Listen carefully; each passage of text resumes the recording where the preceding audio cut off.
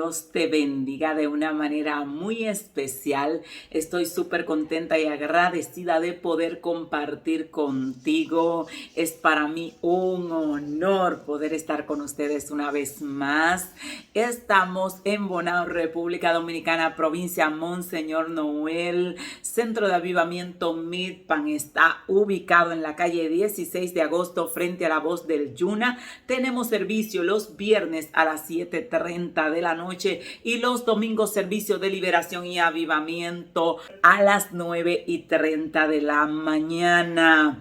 El servicio del domingo pasado fue algo extraordinario. Bendecimos a los hermanos de Georgia que estuvieron con nosotros. La presencia de Dios fue fuerte, cumpliendo promesas. Lloramos hasta que nos quedaron los ojos hinchados de llorar a causa de la presencia del Espíritu Santo y lo mejor que las vidas se entregaban a Cristo con lágrimas. Y estamos agradecidos de poder compartir con ustedes. En esta hora estaré tratando el tema el abuso espiritual. Esto le va a parecer un poquito complicado a algunos, pero estaré tratando acerca de lo que es el abuso espiritual, porque estamos viviendo en tiempos difíciles, señores. Estamos viviendo en tiempos donde muchos nos hemos olvidado del verdadero carácter que debemos tener hacia los demás, enseñado por nuestro amado Salvador. Y en esta hora estaré tratando acerca del abuso espiritual para que evites que abusen de ti espiritualmente y que alguien pueda dañarte de una manera permanente o temporal si no es necesario tener que soportarlo. En Primera de Pedro 5:3 dice: no como teniendo señorío sobre los que están a vuestro cuidado, sino siendo ejemplos de la grey. Dice que los que estamos en posiciones de autoridad o Dios nos ha confiado personas a nuestro cuidado, no debemos tratar o comportarnos como teniendo señorío o gobierno sobre los que están a nuestro cuidado. No es el patrón correcto enseñorearse de la gente que Dios ha puesto a que cuides. Este espíritu de abuso espiritual suele buscar el control de las personas. Para lograrlo se valen de infundir miedo, culpa y vergüenza. Cuando se te está tratando de guiar en base al miedo, en base a la culpa, en base a avergonzarte, a humillarte, a atacarte, a subyugarte, como en ocasiones hay personas que dicen: si tú no haces esto, te va a pasar esto, te va a pasar aquello, Dios te va a hacer esto. Infunden terror, pánico en las personas para obligarles a obedecerles. No es correcto, no es correcto. Servimos a Dios por amor, servimos en la iglesia por amor. Lo que nos mueve es el amor, no el miedo, no el temor. No es que si hay personas, señores, estuve en un lugar en una ocasión que llegamos todos los hermanos, de repente están algo conversando cuando entraron al templo y de repente yo veo un corredero por todos lados y digo: pero ¿qué es lo que está pasando? Y uno se acerca y dice: viene el pastor. Todo el mundo de rodilla. Miren, manera automática como que estaban. Digo: oh, por Dios. ¿Y qué es lo que está pasando? Ah, no, que él no le gusta que estemos conversando, sino que estemos de rodillas. O sea, que estaban obedeciendo mecánicamente al ojo para obedecer al hombre y no tenían la devoción de que si usted llega al templo debe postrarse, hablar con su papá por amor, por gratitud, por respeto, sino que estaban sometidos y en consecuencia solo obedecían a los ojos de aquel que los estaba subyugando y no tenían una verdadera lealtad o fidelidad a Cristo. Entonces esto no se puede dar. Oiga esto. Para ese espíritu, las personas, si quiero que entienda esto, no estoy hablando de una persona específica, de un grupo religioso específico, estoy hablando de un espíritu que puede agarrar a cualquier persona, de cualquier religión, de cualquier sistema, no importa dónde esté. Si se dejó agarrar de ese espíritu de abuso espiritual, va a tratar de subyugar y algunos pueden tener cierto nivel de autoridad en Dios, cierto nivel de unción, y si te dejas atrapar de ese espíritu, terminarás destruido, porque Dios en algún momento, después de tanto abuso, tanto maltrato, tanto daño, tanta gente herida, tanta gente dañada física y emocionalmente, pues Dios te va a pasar factura obligatoriamente. Entonces es un espíritu del cual tenemos que huir, del abuso de poder y de autoridad que se da en todos los ámbitos. La persona que posee ese espíritu cree que todo el mundo irá al infierno. Todo el mundo está condenado excepto él, obviamente, porque es la persona ungida. Entonces, Cuando ese espíritu de abuso de poder posee a las personas, en una ocasión estaba en un lugar, señores, fui a una administración. El predicador había llegado con 15 escuderos y eso estaba lleno de personas hasta el fondo, personas creyentes, estábamos ahí sentados esperando una palabra. De repente el predicador dice la siguiente palabra y dice: en este lugar no hay 15 cristianos. Digo, ¿y si no hay 15? Y él anda con 15. Él se está incluyendo obviamente en el paquete y no va a andar con gente que no sean creyentes, pues entonces él y los 15 son los únicos salvos. Y en ese momento la persona me miró y me dijo: ¿quiere que se lo demuestre? Yo le dije: pues demuéstrelo. Me dijo: si yo te pidiera a tu hijo que tiene cargado, tenía yo mi bebé cargado en brazos, para yo sacrificarlo, ¿lo darías? Y le digo: ¿en base a qué? Porque si Dios me lo pide es otro tema, pero si Él me lo pide, y me dijo: vamos a dejarlo ahí, porque no pudo demostrar nada, señores. Pero cuando la gente tiene lo que es abuso de poder, le dice al otro: vete de la iglesia para que tú veas cómo te va a ir, le lanzan todas sus mal augurio atrás, y si tienen algo de autoridad, pues a la persona le va mal, pero es porque está utilizando la autoridad para dañar, para destruir y para tener abuso de poder. Oiga esto. Este espíritu, que suele ser un espíritu religioso, suele sacar de contexto la palabra de Dios para condenar, atacar e infundir miedo a sus víctimas.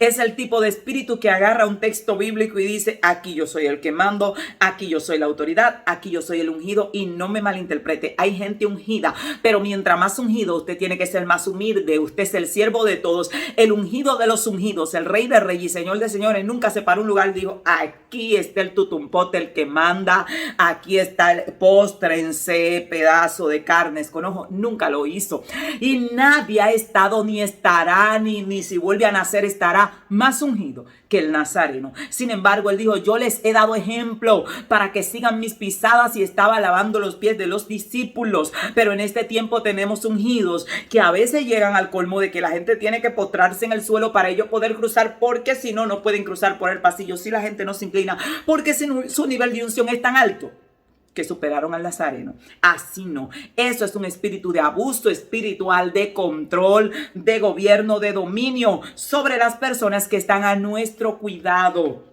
Y no debe estar en nosotros. Tienen a las personas como víctimas. Si no me obedeces, te va a ir mal. Voy a declarar la palabra sobre ti. Te va a ir como en feria. Y las personas tienden, muchos, he visto personas y hemos tratado personas con crisis nerviosa a causa de que lo tienen tan subyugado, tan maltratado, tan atacado, tan humillado, tan avergonzado en los lugares donde Dios los ha puesto como servidores, que están en estado que necesitan medicarse, señores, porque ni duermen a causa de la presión. Y no es esto lo que la palabra de Dios manda.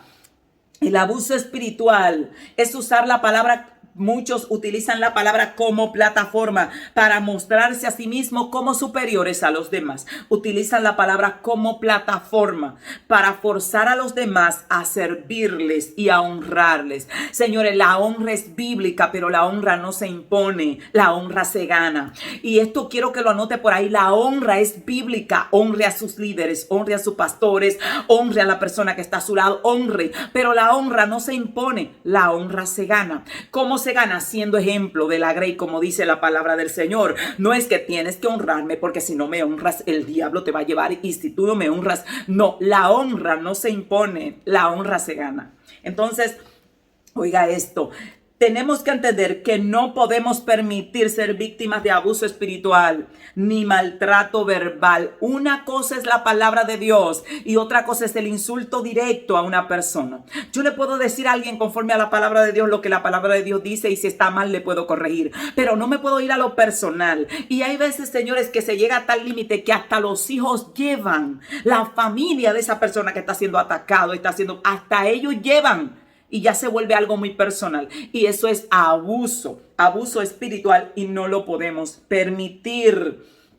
Tienden a sentirse superior a los demás. La persona que posee ese espíritu tiende a humillar y aplastar a los que según él son menos santos. La persona que posee ese espíritu de abuso, por llamarle así, usted le puede llamar espíritu narcisista religioso, tienden a pensar que todos los demás están muy por debajo de su estatura, de su grado y de su nivel de santidad. Y por ende, él puede referirse a los demás como quiere, dañarlos, destruirlos, aplastarlos, porque él está en un ámbito superior. Ese espíritu engaña a la persona que lo posee y daña a las personas que están a su alrededor. Entonces debemos huir de ese tipo de abuso. Oiga esto. Exige perdón. La persona que posee ese espíritu exige perdón, pero nunca pide perdón. Humilla públicamente y no tolera ser humillado. Jamás pide perdón, maldice su yuga. Oiga esto. En 1 de Tesalonicenses 2:7, la palabra de Dios dice: más bien fuimos tiernos entre vosotros, como la nodriza que cuida con ternura a sus propios hijos. La palabra de Dios dice aquí el apóstol Pablo cómo él se comportaba dentro de la iglesia. Él dice: fuimos tiernos entre ustedes, como la nodriza o la niñera que cuida con amor a sus propios hijos. Era la manera como se comportaban y se dirigían con la iglesia del Señor. No eran subyugándolo, porque el Señor les había dicho: no se enseñoreen de lo que están a vuestro cuidado. Los gobernantes de las naciones se enseñorean de ellas y ejercen sobre ella autoridad, pero entre ustedes no será así, sino que el que es puesto alante, el que es más grande, el que está más ungido, es el servidor de todos. Hablábamos en estos días, un pastor de lo que está acá con nosotros, hablábamos y estábamos conversando acerca de que el líder es la última persona que come cuando hay un compartir, porque si falta uno de sus seguidores sin recibir alimento, el líder cede su comida para que el otro también coma. Por eso el nazareno se agarró, se ciñó, comenzó a lavar los pies, y mientras los otros estaban siendo lavados, iban sentándose a la mesa, y el último que se sentó a la mesa fue el nazareno, porque él lavó hasta el último pie, aquí decimos pata, polvorienta, de esos discípulos, dándonos ejemplos. Y estamos hablando del ungido de los ungidos, del Rey de Reyes y Señor de señores, pero hemos malinterpretado lo que es la unción. Si la unción no te hace humilde, si la unción no te hace manso, si el poder y la presencia de Dios no te hace parecerte a Cristo, entonces no es Espíritu Santo lo que está operando, o te dejaste atrapar de un espíritu de control y te creíste la película de que estás ya por encima del nazareno que limpió pie, y no estamos por ahí. Así que tenemos que entender esto. Si es su pareja, oiga esto, la persona que tiene este espíritu de abuso y de control, si es su pareja, lo va a subyugar. Va a buscar textos bíblicos como ese texto que dice: la mujer se somete al marido. Y la mujer va a tomar textos bíblicos para subyugar al hombre si es la mujer. Es verdad que la mujer debe estar sujeta al marido, pero Dios no le dijo al hombre: sujeta a la mujer. Le dijo a la mujer: sujétate. O sea, no es algo que el hombre la va a sujetar, es que ella se va a sujetar. Pero cuando hay ese espíritu de control, señores, estuve en un momento tratando y lidiando una situación donde la persona estrellaba los platos, maldecía y decía: yo puedo hacer eso porque aquí yo soy el hombre. Ella sí no puede abrir la boca. Y digo, o sea, que la palabra te da autoridad a ti, sí, porque aquí yo soy el macho. Trayaba los platos y la mujer no podía ni abrir la boca, ni defenderse, porque él era la cabeza. Y es otro tema que vamos a tratar acerca de lo que es ser cabeza, porque hay gente que no llega ni a cola, señores, y están presumiendo de cabezas. Pero escuche esto. No debemos permitir el abuso espiritual. Si estás al lado de alguien, tu compañero está subyugándote. Hay gente que obligan al otro a orar, lo obligan a ayunar. Señores, esto es voluntario. Usted puede motivar a la gente para que ore, para que ayune. Usted puede ser de motivación, ser de ejemplo, pero a nadie usted lo puede obligar a nada, a menos que no sea un niño pequeño que usted le diga: ven, tú te sientas ahí a orar. Pero cuando se trata de adultos, hay que motivar con amor a la acción y no obligar bajo amenazas. En una ocasión, y esto se lo voy a decir porque yo sé que hay gente que está viviendo esto. Estaba en un lugar cuando estamos todos llegando a la iglesia, viene una hermana llegando y cuando viene llegando se devuelve de la puerta huyendo y se devuelve rápido. Digo, ¿pero por qué te vas? Y dice, porque me dijeron que el pastor está que chipea, está mandándole maldición a todo el que llegó 5 minutos tarde y la persona que llegaba 10 minutos tarde hizo así, dio la vuelta y dijo, espérate que ya me acaban de informar que están chirriando candela. ¿Cómo se debe? Usted no sabe la razón. Yo no sé la razón por la cual el otro llegó tarde. Debemos ser puntuales. Debemos enseñar a la iglesia a ser puntuales. Pero si por la razón que fuera llegó tarde, pues yo no puedo que Jehová va a matar a todos los que llegan tarde por irresponsable. No. Entonces, no podemos permitir el abuso. No podemos permitir ese espíritu en nuestra vida. Y yo sé que hay gente que ha sido muy lastimada, muy dañada, muy herida por esta clase de espíritu porque fallaron y de repente lo pararon al frente y lo sentaron en el último banco, donde la disciplina es para restaurar, no para avergonzar y para humillar. Pero cuando este espíritu de abuso espiritual se mete en un creyente, no importa lo ungido que esté, va a obrar mal en contra de sus hermanos, porque este espíritu viene para dañar. Oiga esto, si usted le pregunta a alguien con ese espíritu, que algunos le llaman el espíritu religioso narcisista, el espíritu de abuso espiritual, como usted le quiera llamar. Usted le pregunta si hay hombres o mujeres de Dios, esa persona te va a decir que deben haber, pero él no conoce ninguno. Porque en su mente el único o la única hombre o mujer de Dios es él. Porque ese espíritu lo programa para creer, como creía Elías, que era el único que había en la tierra y no existía más. Como consecuencia de ser la única boca de Dios, se cree con el derecho de destruir a los demás, porque obviamente si todo el mundo pertenece al enemigo y solo yo pertenezco al reino, pues se siente con ese derecho. Y ese es un espíritu, señores, que no debemos permitir que nos posea.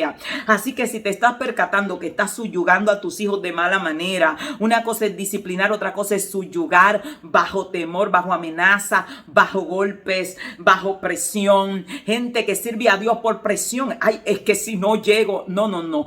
Nosotros vamos al templo por amor, porque amamos a nuestro Rey, porque es un deleite servirle, un deleite amarle, un deleite hacer la obra de Dios. Entonces, oiga esto. Lucas 18, del 9 al 14. Habían unas personas que confiaban en sí mismos como justos. Y Jesús le narró la parábola del publicano y el fariseo. Y dice la palabra de Dios que el publicano se paraba hablando consigo mismo y diciendo, gracias le doy a Dios que yo no soy como los demás hombres, ni siquiera como este publicano. Él se lavó en perfección y se lavó en santidad, en gloria, en pureza. Y sin embargo el publicano, que era un pecador y lo sabía, se golpeaba el pecho y le decía al Señor, yo no soy digno ni merecedor de levantar ni siquiera el rostro delante de ti. ¿Y sabe qué pasó? Dice que el pecador se fue a su casa justificado, mientras que Dios estaba mirando de lejitos al publicano, porque si era tan santo y tan perfecto, pues no necesitaba la misericordia y la gracia de Dios. Y quiero decirle algo a la gente que nos están siguiendo. Aquí nadie se va a salvar, ni por su mucha pureza, ni por sus muchos niveles de gloria, ni por sus muchos niveles de santidad. Aquí todos necesitamos la misericordia de Dios. Aquí nadie puede ser tan santo que pueda ganarse la entrada sin la misericordia del Padre. Aquí todos necesitamos pasar por la sangre de la cruz. Aquí todos necesitamos el perdón de Dios. Y en una ocasión el Señor, hablándome acerca de esto, me decía, Beatriz, delante de mí todos los seres humanos tienen que bajar la cabeza. No dije que hay personas que a veces llegan a creer, y es un peligro que yo llegue a creer que yo estoy mejor que cualquier otro creyente, que le supero en niveles de santidad, que le supero en niveles de cualquier conocimiento, porque esto me coloca en una posición peligrosa. El apóstol Pablo decía que él era el más pequeño de los que habían creído y que cada uno debía considerar a los demás como superiores a sí mismo. Y es una cosa que tenemos que tener, porque nuestra humanidad va a querer enseñorearse, va a querer subyugar, va a querer controlar, pero nosotros tenemos que controlarnos a nosotros mismos, subyugarnos a nosotros mismos a la verdadera fidelidad a Cristo. Oiga esto, cuando por fin la víctima abre los ojos y quiere salir de su abuso, de su acoso, dice, ya no más, ya no aguanto más insulto, ya no aguanto más daño, ya no aguanto más daño emocional, más presión, más situación de conflicto en mi vida. Cuando por fin las personas despiertan y dicen, esto no está bien, Mis hijos están sufriendo, a mis hijos lo mandan para el infierno, dicen que son unos perversos, que son esto, y los muchachos ahí, los pobres, queriendo levantarse, queriendo levantar cabeza, y no lo dejan. Entonces, cuando por fin quieren salir de la humillación, del maltrato, de la manipulación, en nombre de la fe, suelen ser muy crueles. Las personas que tienen ese espíritu suelen ser muy crueles y lo hacen en nombre de la fe.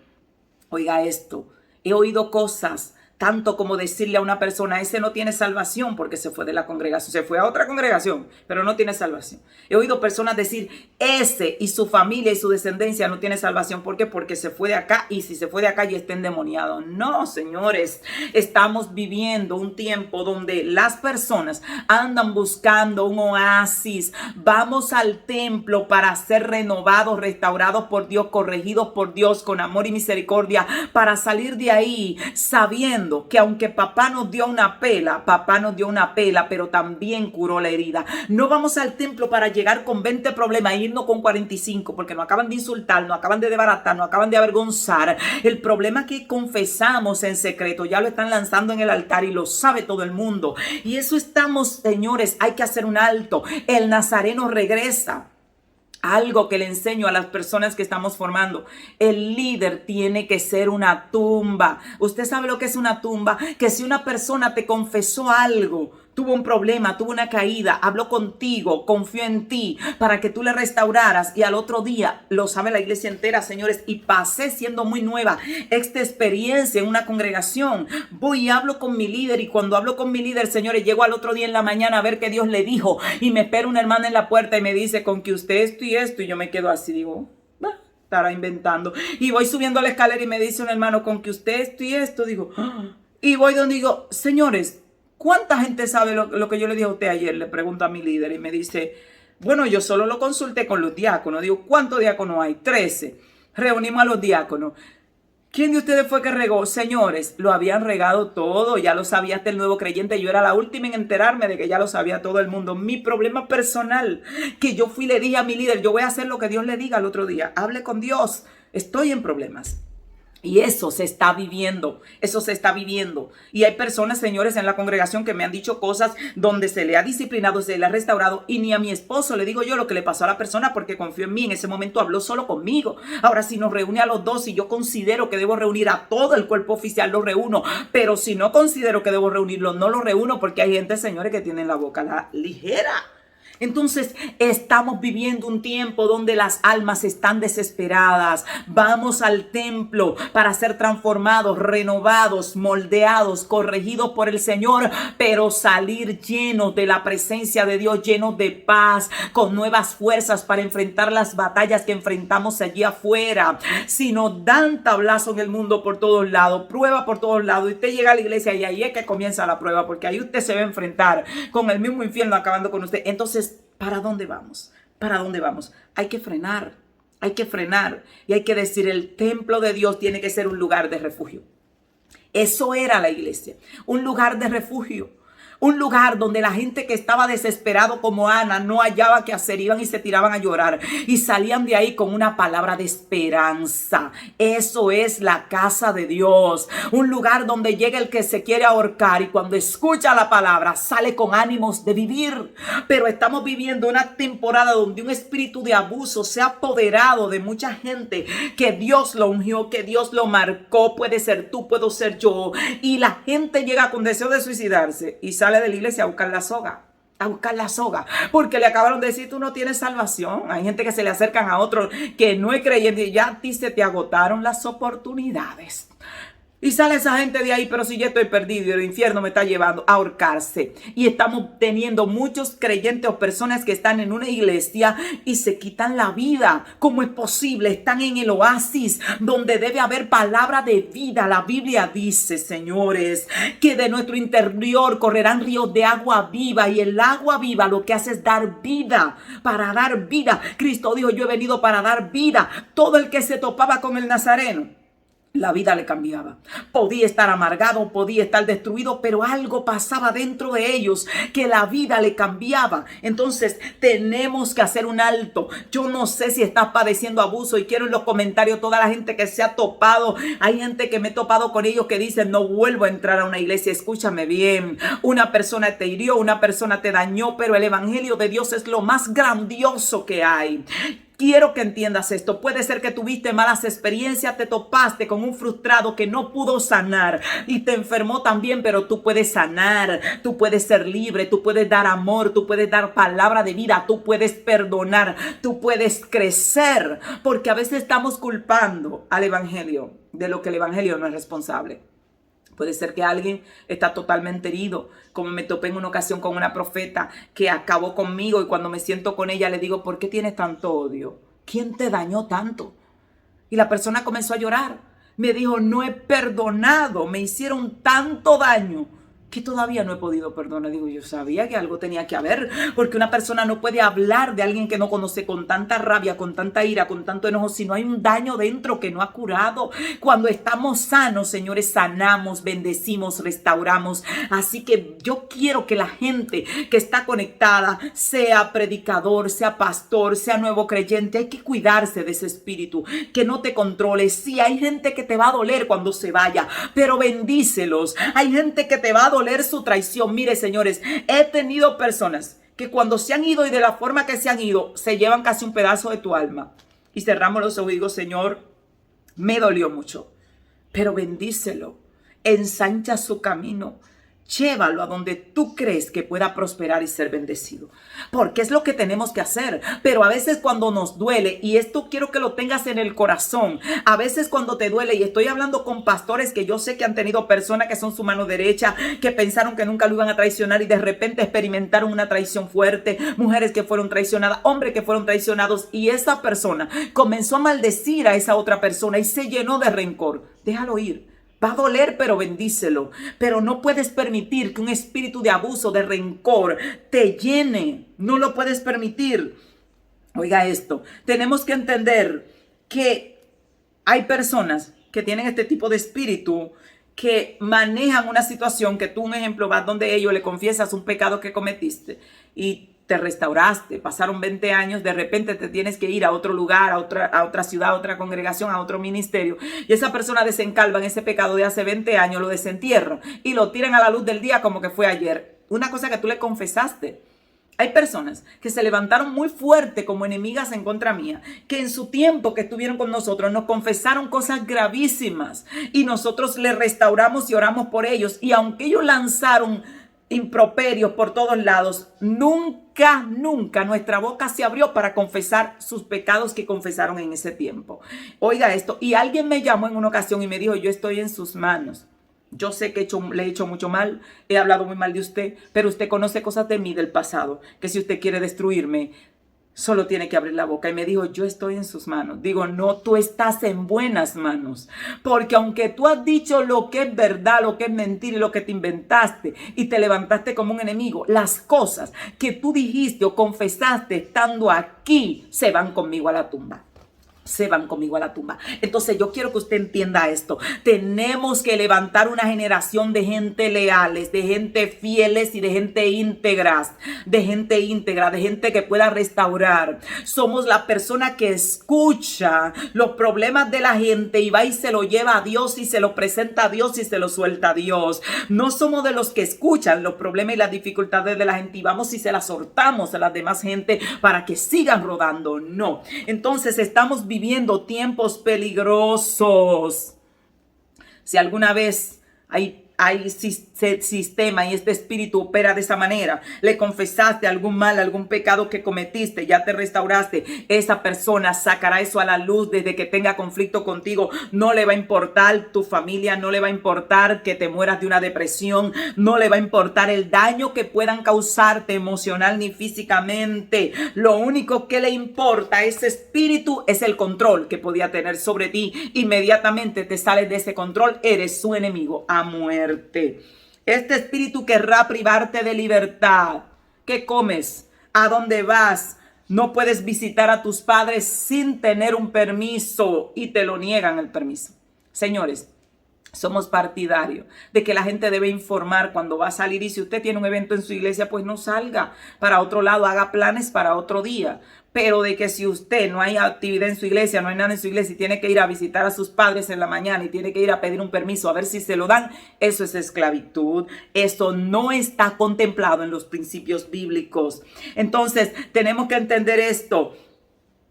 Tenemos que saber que hay gente que no te va a decir que no tienen permiso para hablar con ese hermano, prohibiéndole a un creyente hablar con otro hermano que nunca tuvo problema con ese creyente, el problema lo tuvo contigo o conmigo, y que yo vaya y le diga a los hermanos, allí nadie me hable con el pastor fulano se levantó contra, no, hable con el pastor, usted no tiene problema con el pastor, si él se levantó yo lo perdono y no ha pasado nada. No estamos formando pandilla, estamos edificando el reino, y el reino se compone de muchos hermanos que le sirven al Salvador a nivel del mundo. Tenemos que entender que la persona que posee ese espíritu suele ser duro en los castigos que ellos llaman disciplina. Estuve en un lugar y ahí ponían disciplina sin tiempo. Había una persona que estaba en disciplina hasta que Cristo regresara. Cosa que digo yo, Dios mío, pero ¿y qué fue lo que hizo? Hasta que Cristo venga. Digo, varón, y que hasta que Cristo venga me pusieron una disciplina. Ese fue el veredicto que dieron. Está sentado hasta que Cristo venga. En otras palabras, hasta que se muera. Y no era que era una disciplina de que no, sentado en el último banco. Se le comunicaba a la iglesia que esa persona estaba inhabilitado hasta que muriera o hasta que Cristo venga. Señores, esa disciplina no es bíblica bajo ningún concepto. El concepto de disciplina es abstenerlo de ciertos privilegios en lo que se restaura. Es como un enfermo que tú le dices, te vas a quedar en cama hasta que estés fuerte para poder caminar. Pero si lo avergüenza, si lo publica, si envía carta a medio mundo, si lo sienta, lo lanza al público, ¿cuándo se va a restaurar ese pobre enfermo? Si Dios tiene planes con él, pues en algún momento lo levanta y avergüenza a sus enemigos, pero en la mayoría de los casos las personas no soportan el nivel de vergüenza, el nivel de dolor y ver a sus hermanos que ayer eran hermanos y hoy son enemigos simplemente porque se cometió una falla. Entonces tenemos que tener cuidado con esto para no estar dañando, señores, porque Dios nos va a medir a nosotros con la misma vara que midamos. Oiga esto, y algunos lo avergüenzan y lo ignoran hasta el término que acaban destruidos. Si te dejas la disciplina bíblica, tenemos que entender algo, que es para restauración. Si el término que conociste como disciplina es avergüénzalo, humíllalo, públicalo en Facebook, públicalo en Instagram, que lo sepa todo el mundo, ponlo adelante ahí, díselo a todo el mundo en la iglesia, al que es fiel y guarda el testimonio de la iglesia y al que va a salir huyendo a contárselo a todo el barrio, suéltalo ahí y siéntalo allá atrás después. Y los hermanos van a cruzar todo y nadie los salude. Y todo el mundo lo va a mirar de lejos. Porque hay que aborrecer hasta la ropa contaminada por su pecado. Y esa alma se va a perder porque no va a aguantar eso. Y cuando se pierda, te la van a notar a ti. Porque Cristo murió por ellos y nos llamó a cuidarlos y a restaurarlos, corregirlos y restaurarlos. Y si hay que sacar del grupo de diáconos, que hay uno que tú sabes que suelta un poco el pico, y no informarle a ese, solo informarle a 4, entonces esos 4 van a participar contigo en el proceso y eso se va a quedar ahí y se va a poner en disciplina el tiempo que tenga que estar en disciplina y se le va a restaurar. Nunca una iglesia de alrededor se enteró que un miembro nuestro estaba en disciplina. Ni el barrio, ni los vecinos, porque no les compete, ni las iglesias de afuera, porque no les compete. Lo sabía el cuerpo oficial que yo decidía que estuviese en la reunión. Y si alguien más lo sabía, el cuerpo oficial iba a tener que dar cuentas de quién fue que lo comunicó a alguien más. Porque así se deben manejar las cosas de la iglesia. Es un consejo que le doy de corazón a los que se están levantando, a los que se están formando. Señores, no podemos permitir el abuso espiritual. Así que las personas que fueron abusadas, lo que están, mire, yo padecí abuso. Yo estaba en una congregación que uno llegaba temblando así y los líderes decían, estamos orando para que Dios mate 4, para que Dios lo haga que se parte una pata en el motor. Y eso era gente partida y gente desbaratada, porque había una autoridad fuerte, pero también había un desconocimiento alto de cómo se utiliza la autoridad. Al final ese ministerio no terminó como debió terminar, porque todo lo que el hombre siembra a la larga va a cosecharlo. Ahora, ¿cómo puedo yo salir debajo de ese espíritu de control? ¿Cómo puedo yo librarme de esto? Número uno, tenemos que entender, reconocer que el propósito de la fe es elevarte, edificarte y no derribarte. El propósito de la fe, incluso de la corrección de Dios, es edificarte y levantarte. Ese es el propósito de la fe. Colosenses 2:20 dice: pues si habéis muerto con Cristo en cuanto a los rudimentos del mundo, ¿por qué os sometéis a preceptos tales como no manejes, ni gustes, ni aun toques en conformidad a mandamientos y doctrinas de hombres? Hay cosas que son solo doctrinas de hombres, solo doctrinas de hombres. Alguien en una ocasión me dijo que le habían impuesto una disciplina que tenía que estar 3 años en su casa sin congregarse. Ese era el castigo. Le habían expulsado de la iglesia por 3 años y la persona lloraba y decía: me siento que muero y me siento sin pastor. Digo: mija, pero arráncate para otra iglesia. Me dijo: no, es que me pusieron la disciplina. Y digo: te vas a morir 3 años ahí. No es bíblico, no lo es, y no puede una persona alejarse donde la palabra de Dios dice: no dejen de congregarse, y quedarse en su casa 3 años a morirse, a que el diablo se lo lleve. Entonces, hasta ahí llega el abuso y las doctrinas de hombres. Punto número 2 que debes hacer: busca la verdadera relación con Dios y no te frustres con Dios o con el evangelio. Busca la verdadera relación con Dios. No te frustres con Dios ni te frustres con el evangelio, porque algo que tienes que entender y reconocer es que no estás siendo víctima de Dios. Tú no estás siendo víctima de Dios ni del evangelio, sino de una mente desequilibrada por un espíritu de control. ¿Quién te está dañando? ¿Quién te dañó? No es Dios. Es una mente desequilibrada por un espíritu de control. Ora y aléjate de ese espíritu. Aléjate de ese espíritu. Si siente que te quiere controlar, que aquí mando yo, que aquí se hace lo que yo diga. No. Se hace lo que Dios diga en la congregación. Se hace lo que el espíritu diga. Se hace lo que Dios quiera hacer. Nosotros estamos cuidando lo ajeno. No estamos adueñándonos de lo que no es nuestro. Así que tenemos que tener eso muy pendiente. Y te lo digo de corazón, la gente que nos está viendo, hay que volver a parecernos un poco más al Nazareno. Vamos a orar, voy a orar por ti. Padre, en esta hora proclamo tu palabra sobre cada uno de tus hijos y proclamo que tu gloria, tu gracia, tu misericordia, tu bondad se mueva de una manera especial a favor de las vidas, a favor de aquellos que están heridos, a favor de aquellos que salieron de las filas de tu reino y que puedan ser restaurados, que puedan ser restituidos en el nombre poderoso de Jesús. Proclamo tu palabra, Dios de misericordia, en esta hora, y creemos que el Dios del cielo sana, levanta, restaura, y que aquellos nuestros amados consiervos, predicadores, pastores, líderes que nos están escuchando, si algún espíritu los está zarandeando y han estado implantando ciertas situaciones de abuso y no se han estado dando cuenta, en esta hora proclamamos que se levantan, que abren los ojos y comienzan, Dios eterno, a cuidar de tu grey como la nodriza o la niñera que cuida con ternura y con amor sus propios hijos. Shalom, shalom.